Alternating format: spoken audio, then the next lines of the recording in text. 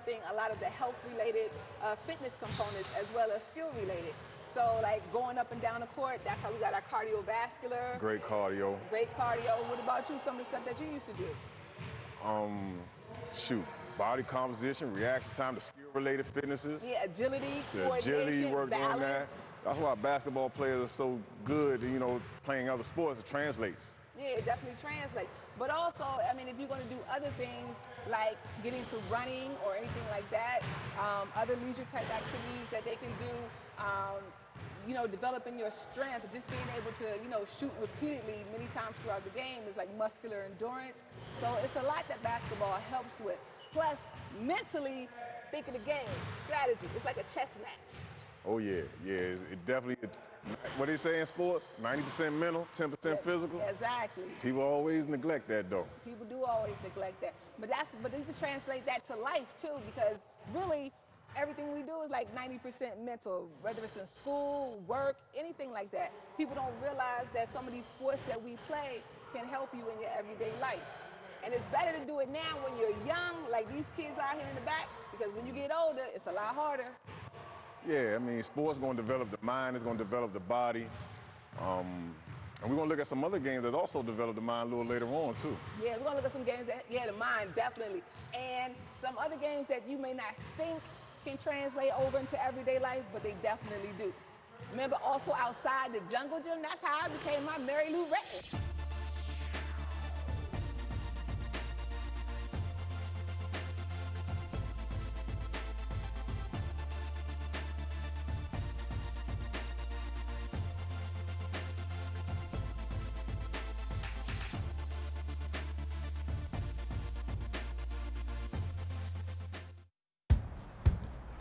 Taught him how to hit a baseball, how to hit a receiver, the strike zone, the net. You taught him how to hit the upper corner. You even taught him how to hit the open man. But how much time have you spent teaching him what not to hit?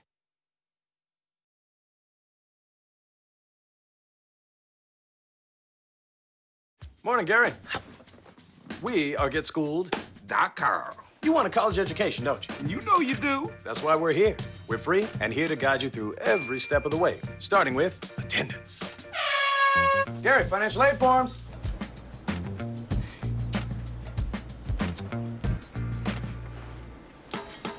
Picking a college, man. You and us. We go together like tacos and Tuesday. And I love tacos. Go to GetSchooled.com. My name is Kyra Stewart. I'm a board member of the Woodridge Warriors Youth Organization. But more importantly, I'm a parent. Woodridge was established as a community-based organization in 1963. 49 years later, we continue to thrive as a nonprofit, offering mentoring and sports services to Washington area boys and girls aged 5 to 15. Our kids have year-round sports options, including playing football, basketball, baseball, and cheering. Woodridge has a committed group of experienced coaches and dedicated volunteers, working to make every child better. We welcome players at all levels with a focused approach that moves young athletes from beginner to experienced and finally advanced.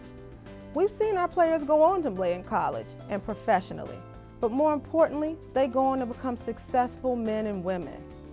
The Woodridge community is dedicated to positive youth development. Come and play with us.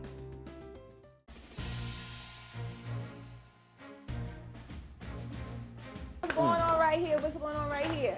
Little ping pong, Little ping pong? hand-eye coordination. Hand-eye coordination. What else Yeah. can we work with on ping pong? I think agility, because you look a little slow on there. Speed. And my knees bother me, but yeah, footwork's involved. Definitely footwork's involved. Balance. Okay. Balance. Yep. All right, but also a little bit of strategy is involved. You're supposed to hit the ball back. If it lands on my side of the table, I know how to play. All right, well, it looks good over here.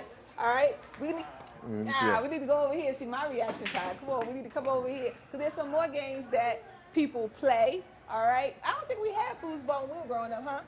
Not much of it, no. Nah, but it looks very good over here. A lot of the young kids play foosball. That's like what, indoor soccer, kind of the little men? Yeah, Y'all are like soccer doing the game. Rockettes, so they all look like they're kicking. And I don't do soccer too much, but I played a little foosball. A little foosball, you good? Yeah, I'm good. You think you can take these little guys right here? Quite certain I can. All right, well, I'm not really good at foosball, but I know the hand coordination, the reaction time, the balance, all of that, you know, that's needed with foosball. But I know your game was pool. Pool? Oh, yeah, you was a pool shark growing up. Look at here. Oh, he was like, he ready Let me to see play. you sink a shot, man. Let me see you sink a shot. Go ahead, sink a shot. But what's good about playing pool? Hand-eye coordination. All this stuff is About hand-eye coordination. Yeah. But, hey, math, geometry. Can't get your know, math in. You got to be able to know the angles. You know where you're going to hit the ball, if it'll bank off here, bank off there. So, and there's a lot of thinking involved, mental challenge. Is that why you were so good in school, because you played pool? Definitely. You Definitely. were the pool shark? Play the game up here. Play Vanessa, you got to play the game up here. Why? You don't remember Because- nothing I tell you. Remember, the game is played where? There you go. Yeah, but also thinking about, because with the game, what do we say? Games in life are 90% mental and 10% physical. 10% physical. So that brings us to our next guest, because we have a great guest coming in today. So we're going to be, but we want to tease the crowd. We don't want to give it to them right now. But in our next segment, we have a very special guest who's going to be talking about more games that people play and how it can help with you in your everyday life. You want to see my trick shot? No. I ain't got no trick shot. Okay. Good.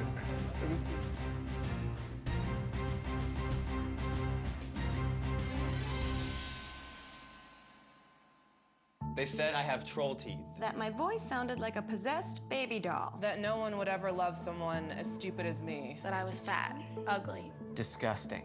The effect of bullying is potent. We will no longer be the silent majority. Now, when you see online bullying, there's something you can do about it. We're gonna take action with the eye. I am a witness. I am a witness. I am a witness. I am a witness. I am a witness, and so are you.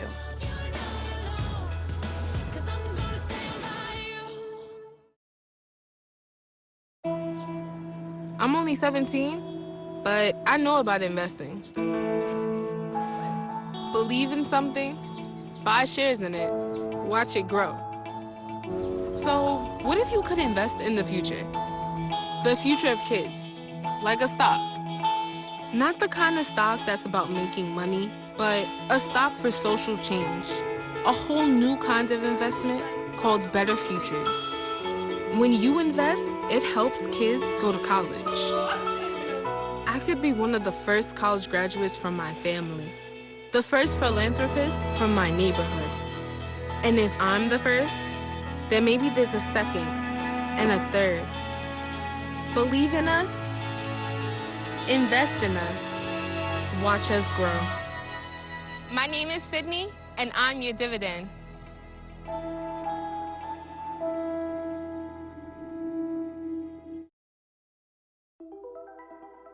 Todd's a great guy. I mean, look at him. What a sweetheart. Attaboy. Wait, Todd, what are you doing? How totally selfish and un-Todd-like of you. Come on, Todd. Come on, man.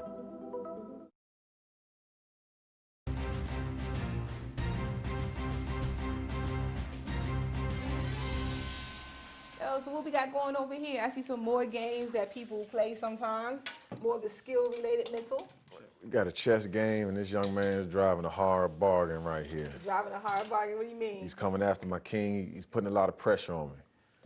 So I always say that, like, games are like a chess match, especially like games like basketball, football, soccer, anything where you have to make adjustments. This would be a good example of that.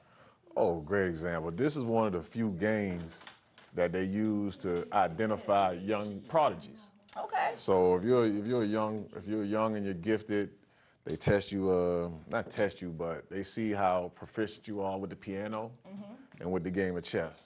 Okay. And that's how they decide who's a prodigy or not. But also in terms of just talking strategy, this is also good to test spatial intelligence or spatial awareness, because again, on the basketball court, you have to know where your people are in relationship to what's going on. And everybody is connected in some way. It's not like you can just have one piece working in a vacuum. They work in concert with other people. So, and also you have to be able to see a couple moves ahead. Yeah, great game, and the European community, they saw it fit to teach this in schools. Elementary schools, this was taught as a class. Okay, and so the European schools, they taught that as a class? Yeah. Well, now over here in the United States, they're starting to use chess as in math and different kind of other academic pursuits. But you can also get a scholarship to play on the chess team in college. Did you know that? Yeah. You did? Yeah, I knew that. But I just regret that I didn't learn to play the game as a young man. I didn't develop the game until, I didn't learn the game till I was in my late 20s. And, you know, now that I'm kind of passionate about it now, it doesn't beat my body up like basketball. And I just love to say, checkmate. You guys. I saw it coming. I tried to stop it.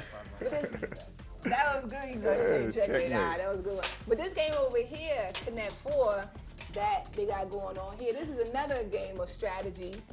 Thinking a couple moves ahead, so forth and so on. There's a basketball player out in the NBA who's really good at this game.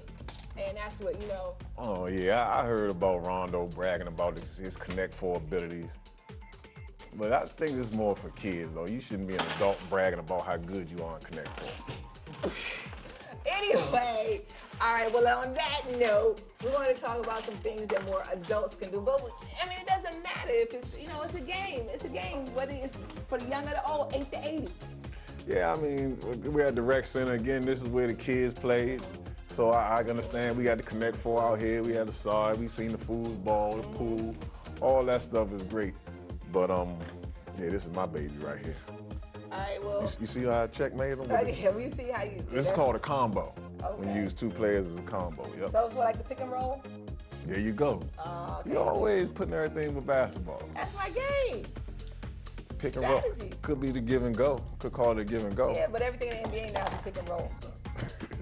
But anyway, so now we're going to do some other things. Well, no, now we're going to talk to our guest because we're going to have to interview our guest. And now we want to see what he thinks about what we're talking about in the games that people play.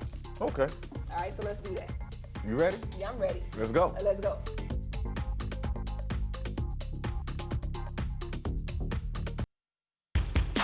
Alvin and the Chipmunks want to remind you, bacteria can hide in food and make you ill. Wow. But you can keep bacteria from ruining your day with 4 simple steps. Clean. I'm waiting for the rinse cycle. Separate. Cook. Fire in the hole! And chill. We chipmunks are notoriously tidy. Check your steps. The road trip to food safety starts at foodsafety.gov.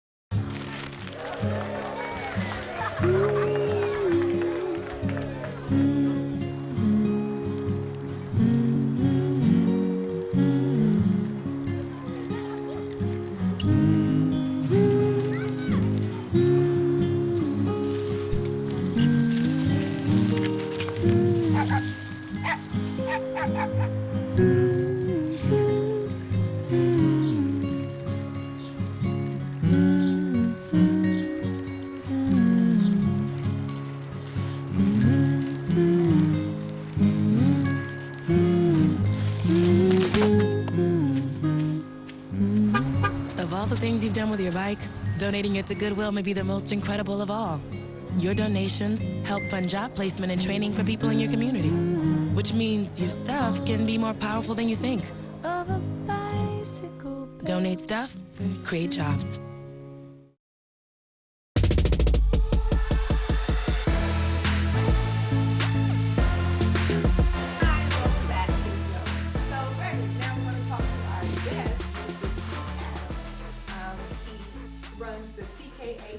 Project, and that's a nonprofit organization that helps young kids you know, with mentoring and also through athletics. They also host a holiday tournament, but it's also interesting about that program because they also have a portion that deals with teachers and helping them through professional development. We're both teachers, so we know about that professional development. And he's also a coach. He's coached in college and he's coached in the high school, has a lot of experience, and he's getting his PhD like yours truly. Can't wait to pick his brain. All right. So now we're going to bring in our guest, Mr. Keith Adams. How you doing, Mr. Adams? It's an absolute pleasure. Thank you for having me.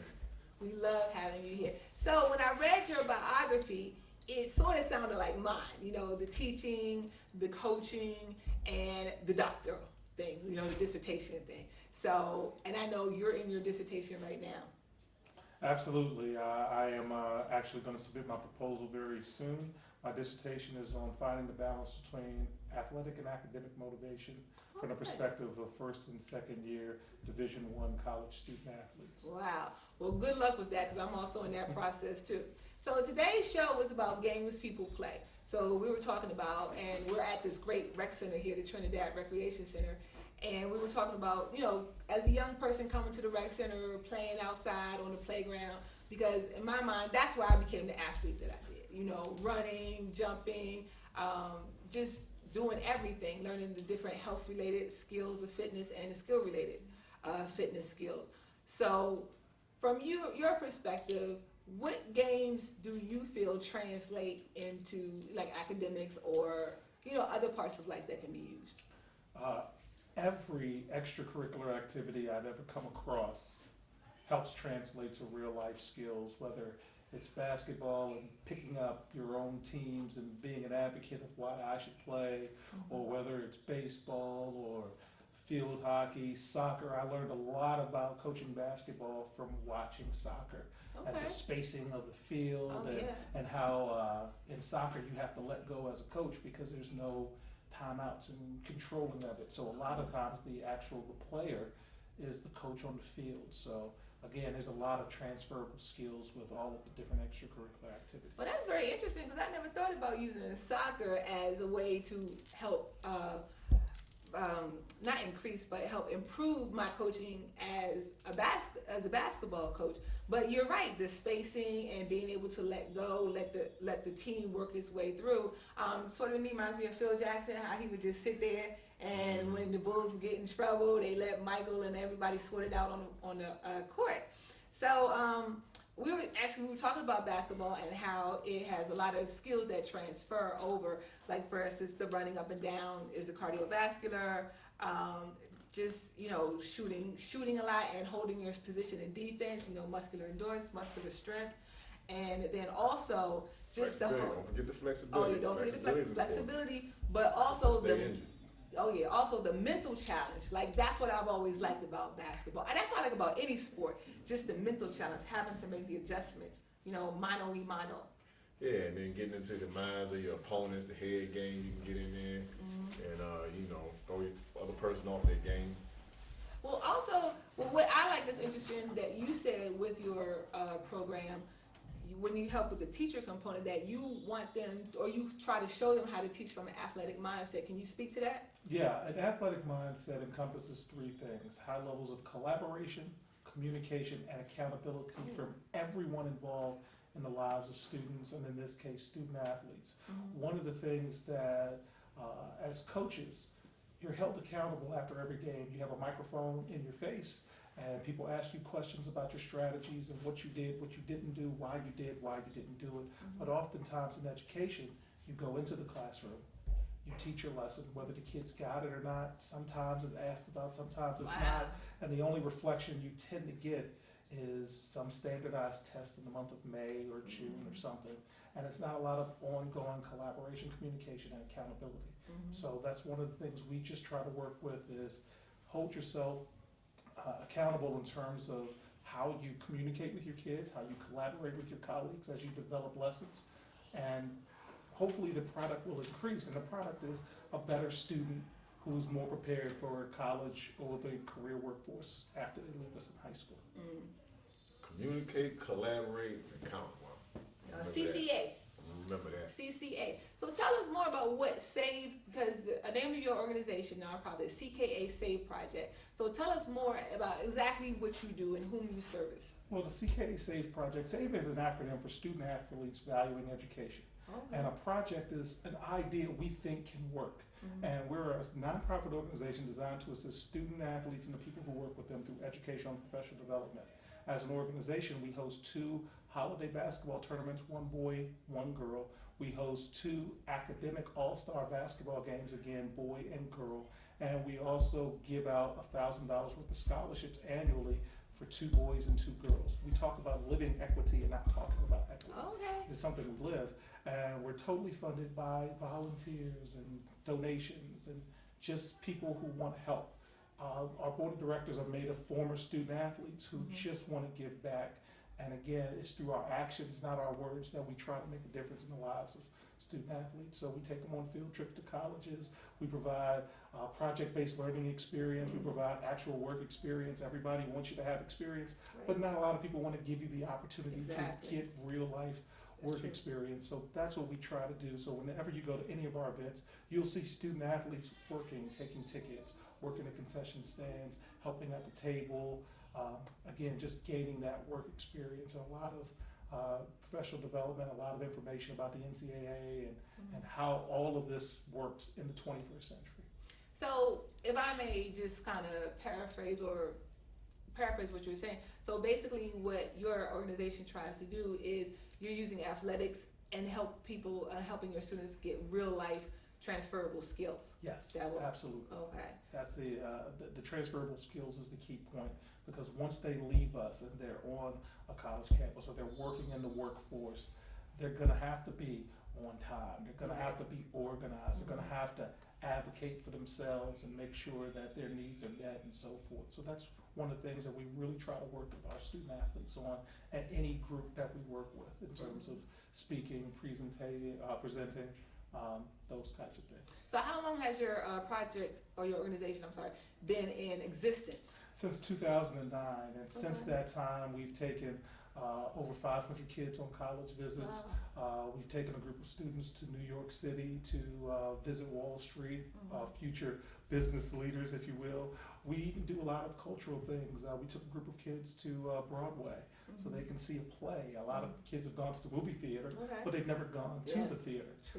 So again, just opportunities to expose students to things outside of their neighborhood. And then they bring those experiences back and they want a little more, and that's what we hope for.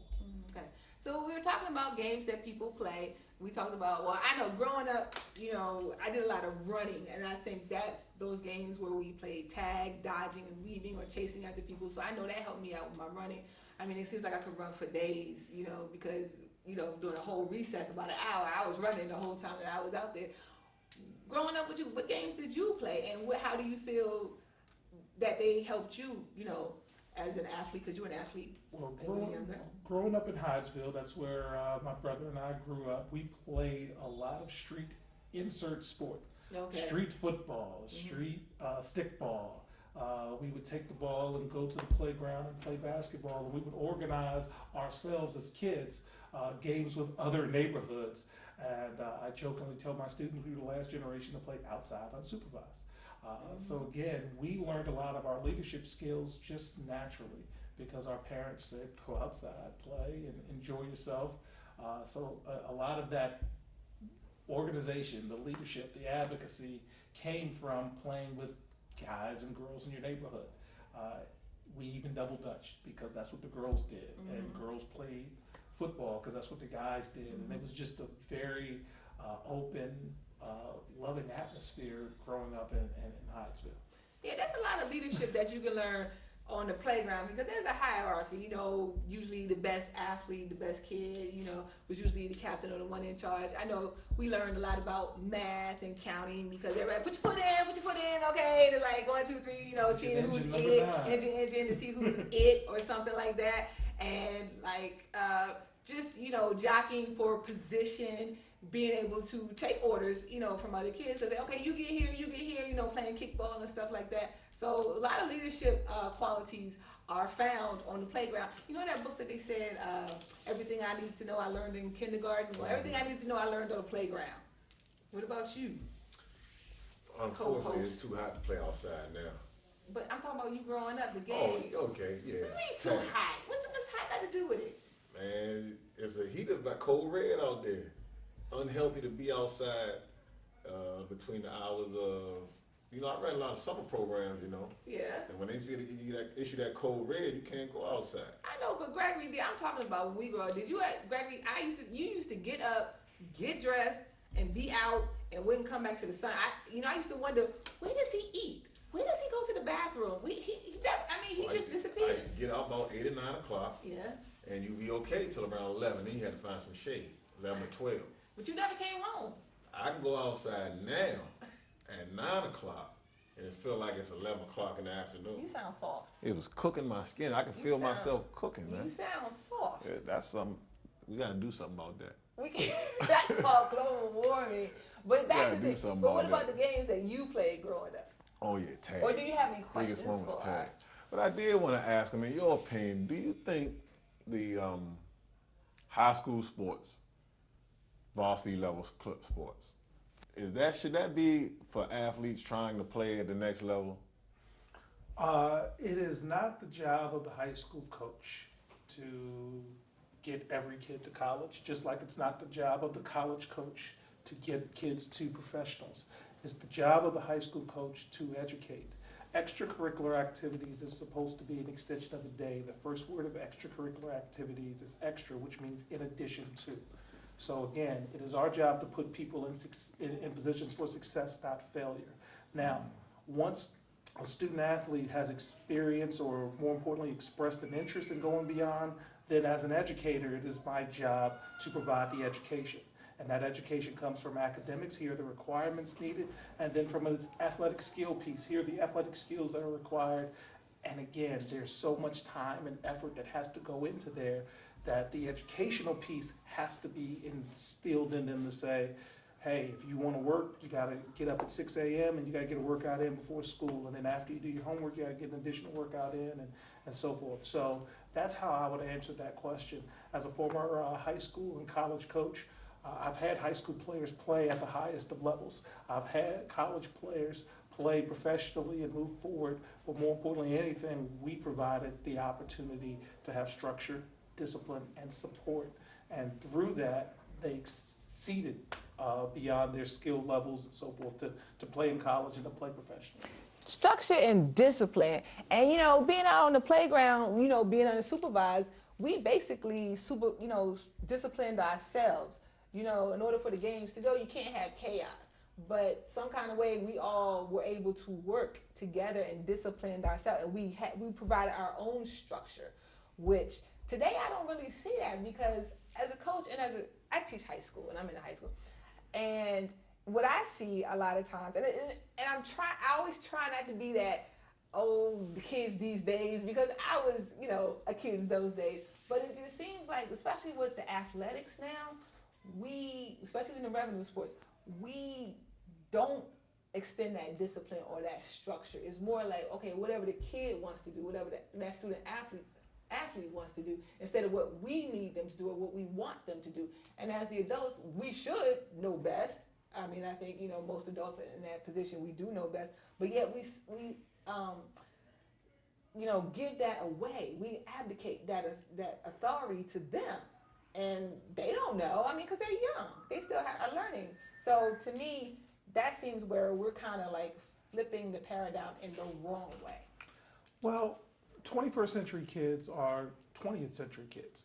Kids only do what they're allowed to do. True. And once any individual provides the structure, which is simply the boundaries, the discipline, which is the accountability, and the support, which means I'm going to be here with you. But we tend not to have extended issues with that, at least in my travels with teaching and coaching for 20 years. Well, that's what I've always found out, especially in my classes, because I do set the tone, and I'm like, this is how it's going to be. These are my structures. These are my boundaries, and I don't deviate, and I don't we're not going to argue over that. And I find that the kids tend to stick, follow along and with no problems. Like, I'm one of those teachers, like, I don't have that problem. You know, teachers like, well, so-and-so, I was like, I don't have that problem. I'm like, I don't know, I don't have that problem. But it seems that, you know, if a coach wants to discipline, it's like they have to walk on eggshells. So that's why I say, you know, the leadership above the coach has kind of like abdicated that authority to the child. Like, they got rights. I remember growing up, my mom like, you ain't got no rights. She was like, my mom said, you know, I would say, oh, my back hurt. My mom was like, you too young to have a back. You don't have a back.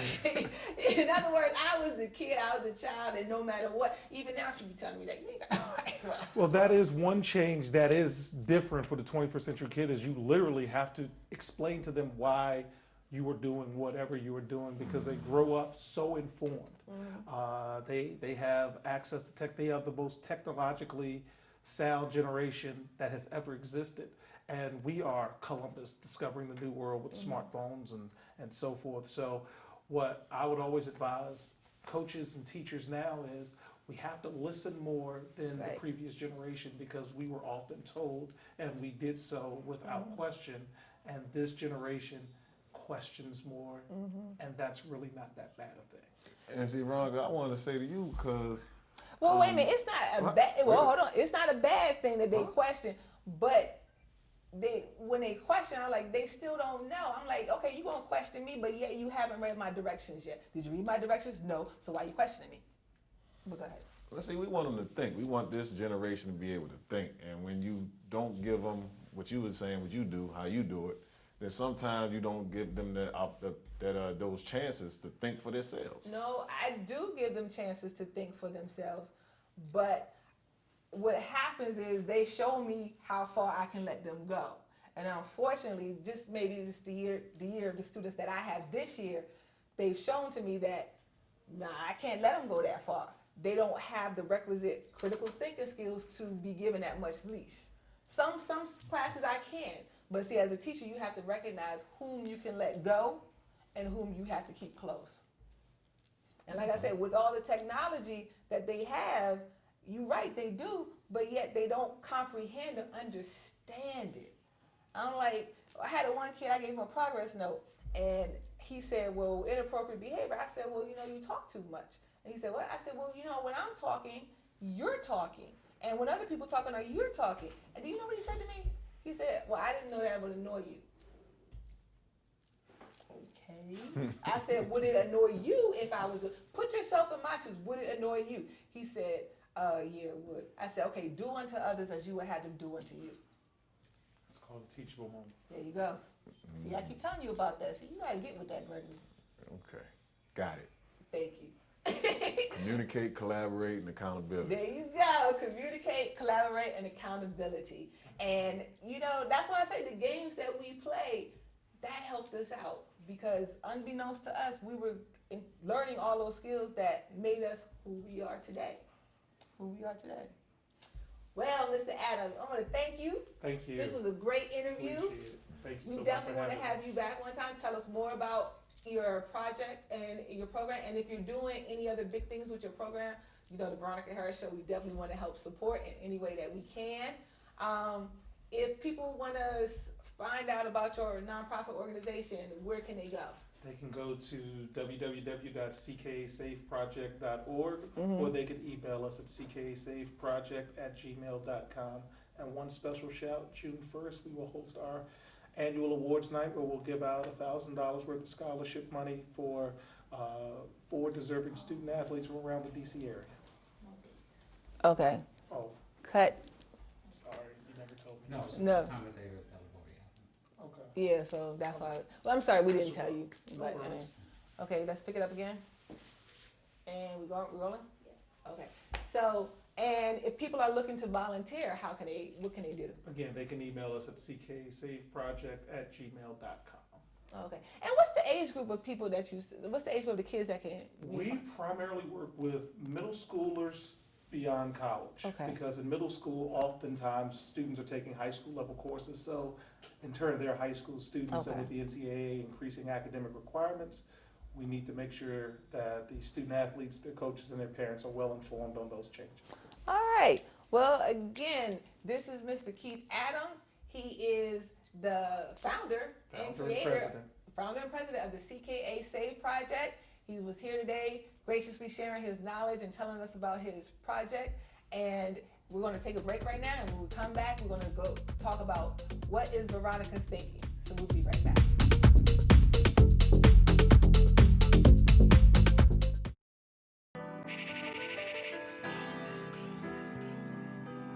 All of the other gear that we never use. Make sure at the end of this day, as you're tired, cramped up, or whatever, you say thank you.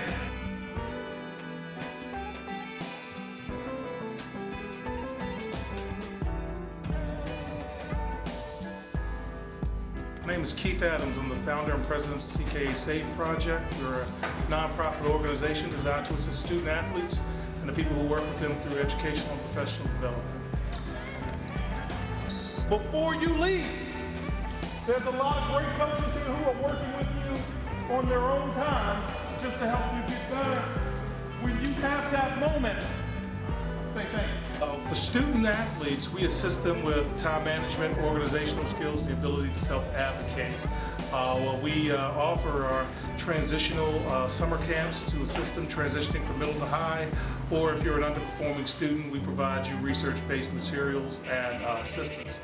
In addition, we offer an intro to AP class camp in the summertime to assist students going into their first advanced placement class or higher level courses like honors courses to help them in their transition.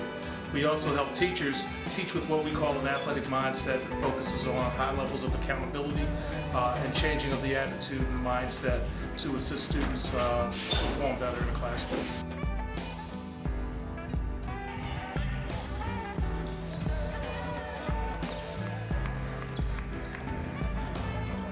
One, the game is changing athletically. Two, the game is changing academically. And three, the game is changing socially. Tremendous opportunity, and thank you to DMV Elite for having me here. We spoke to the student athletes about the changing game. Basketball is changing athletically, academically, and with social media, that's changing as well. So athletically, players are stronger, faster. They work on skills year-round. Academically, the NCAA is changing a lot of the rules and regulations regarding the class of 2016 and beyond with grade requirements. And socially, social media is an active part of today's generation, and they need to be mindful of the pros and cons of social media.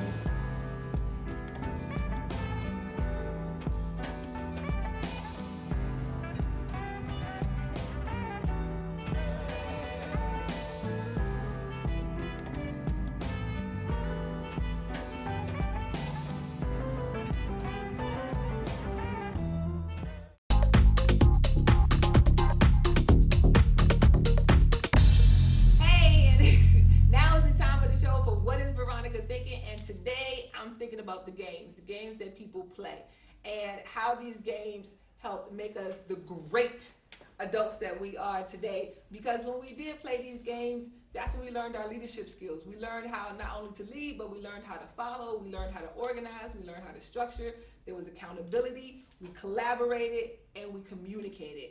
And that's why it's okay to get outside and get on the playground or go to your rec center and get involved with people. Video games are okay. You know, the Wii is all right. Even playing with the video games where you play with people in different countries. But those substitute for actually getting out and being with other people, because that's when you're going to learn to collaborate, communicate, and you'll be held accountable. And you'll learn how to hold other people accountable too. And that'll go a long way to helping you be successful in the future. Do you love to win or do you hate to lose? Can you win graciously? Can you lose and not get too bent out of shape? That's what comes to mind when you talk about the games that we play. How do we play it? It's not if you win or lose the game, it's how you play the game. Yeah, but then everybody just gets a participant thing, you know? It's about winning. We are a results-driven country. It's about winning. Winning is the only thing. It's the everything. What did Lombardi say? It's not the only thing. It's the everything. Mr. Adams, what do you have to say about the games games that people play. What's Veronica thinking? Well, as you grow and develop, winning does become more important. But in the formative stages, I am in full agreement. It's about skill development and growth. But once you hit varsity sports, they start to keep score. So I think once they start keeping score, that score is going to be in the paper, and there's alumni. So everybody gets a trophy? And so far, I am not a fan of everybody getting a trophy. It's about the process. So it's about winning. Everybody gets a trophy. The winner's trophy is just bigger. Yeah, okay. I will thank you very much for tuning into the Veronica Harris Show today. We were here at the Trinidad Recreation Center. We'd like to thank them for allowing us to be here. I'd like to thank our guest, Mr. Keith Adams, for stopping by and being a great guest. Remember, if you want to add any show ideas or just contact the Veronica Harris Show, just go to whatisveronicathinking@gmail.com. And you can also follow us on Facebook and on Twitter and on Instagram too. We post some pictures and stuff like that. See you doing your thing. No, I don't post me. Were you tired today? Because you was kind of like, No, I wasn't tired today. I wasn't raining though. Okay. Well, anyway, thank you for being with us, and we'll see you next time.